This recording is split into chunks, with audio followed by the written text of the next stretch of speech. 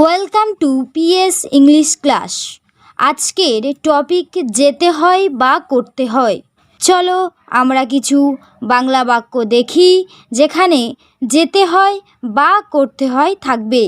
যেমন বাবাকে রোজ অফিস যেতে হয়, মাকে রোজ রান্না করতে হয়, আমাকে রোজ বাজারে যেতে হয়, ছাত্রছাত্রীদের রোজ স্কুলে যেতে হয়। এই বাক্যগুলো ইংরেজিতে বলতে গেলে যে স্ট্রাকচার ব্যবহার করব তা হলো structure subject plus am is are plus to plus ভার্বের first form plus other words. যেমন বাবাকে রোজ অফিস যেতে হয়, father is to go to office daily.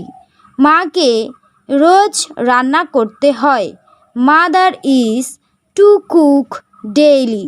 আমাকে রোজ বাজারে যেতে হয়, I am to go to market daily.